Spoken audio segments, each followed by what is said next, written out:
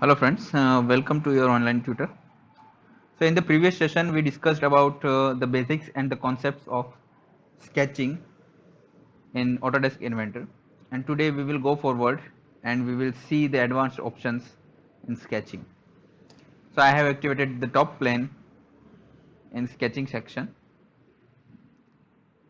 The options remaining to discuss are the project geometry, move, copy, rotate, trim, extend, split, scaling, stretching, offset, and patterns. Okay, so first of all we will make a circle here. After generating the circle, if we want to move that circle to another position, we can just click it on the midpoint of the circle and then drag it anywhere, or else we can select the circle, we can click on move, we can select the base point, and then we can move anywhere we want. Similarly, if we have a set of lines like this and we want to move any of the line, we can select it, click on move, click on the base point, and then move wherever we want.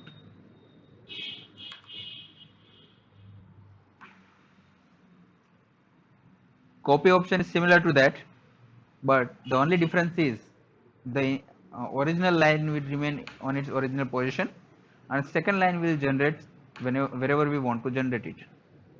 So if you want to copy this line, we will select that line, we will click on copy, we will select a base point, and then we will place the new line wherever we want.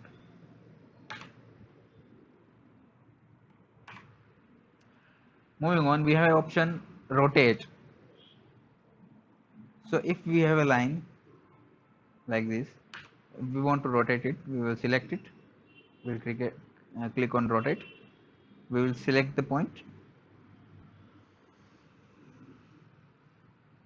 and then we will rotate according our wishes. We can also give inputs for the certain degrees here also, and done. Then we have an option called trim. Suppose that we have two lines intersecting each other like this, and we don't want this portion, we just want this line to be extended up to this line. We will click on trim and we will click on the portion which we want to remove, and it will get removed.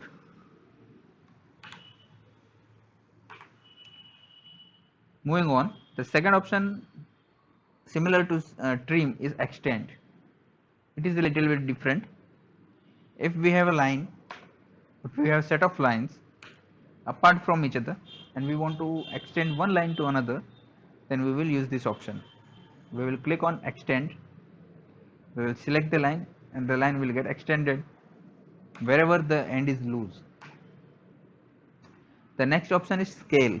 Sometimes what happens is we are seeing a drawing, the dimensions are given in inches, but somehow we misread them and we assume that the dimensions are in millimeters.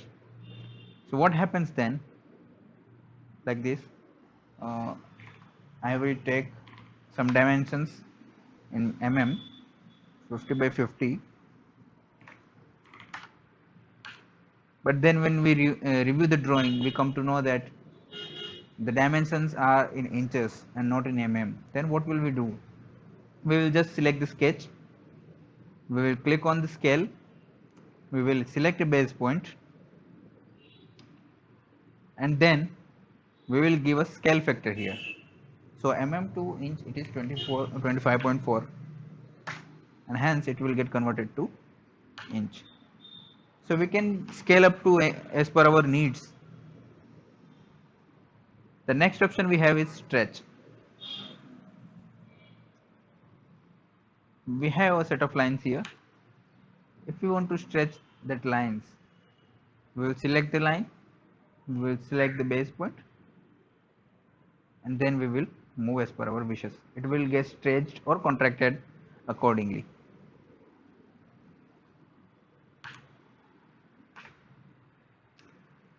The final options in the advanced tools of sketching are the patterns. If I have some drawing and I want to pattern it, like I have rectangle here and I wished I have a rectangle here, and between it I wish to insert certain pattern of rectangles, then we have to select the rectangle or the object we have to pattern. Then we will click on rectangular pattern. Here are the options of selecting the directions of that pattern. So first of all, we will click on direction 1. We will select any line or any axis which signifies that direction and select it. We will give the distance we need,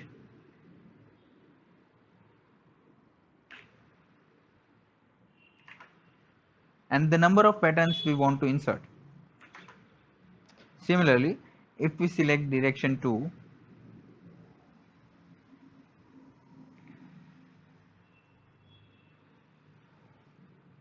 the same process of giving this direction and inserting the distance. Here we can see that the pattern is forming outside the box, so we will flip the direction from here. Once the pattern is inserted, we can give dimensions to relative to this box also, and we can adjust the patterns in our box. Yes. Similarly, if we want to form, just a second, we delete this pattern first. Okay, if we want to insert a circular pattern, the same process will be there, but instead of selecting the direction, we will have to select axis or a center point of that circular pattern. I will make a circle here which I want to give a circular pattern. I will have a series of circles instead, so that we can have a clear idea. Okay, then I want to pattern it, so I will select it. I will select the circular pattern. I will select the axis of the center point, and then I will give how many patterns we want to form. The pre-selected number is 6, but we can change as per our needs. We can also change the degrees up to which we have to give the pattern. If we select 50 degrees, this pattern will only be moved into 50 degrees arc. So this is how the circular pattern works.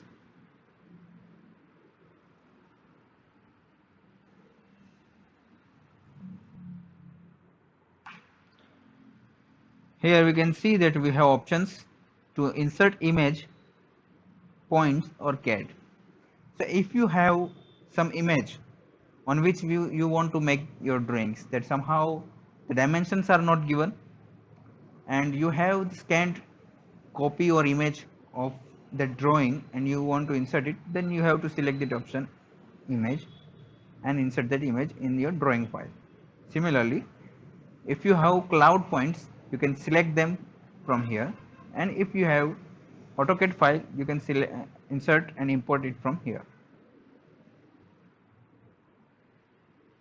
So this is what sketching about, and these are the tools using which we can make sketches for our features in modeling. Remember that giving constraints and making the sketches a closed loop is necessary and important to make your modeling errorless. I hope you have enjoyed the session, and if you have any doubts, you can ask me in the comment. Please subscribe to my channel. Thank you.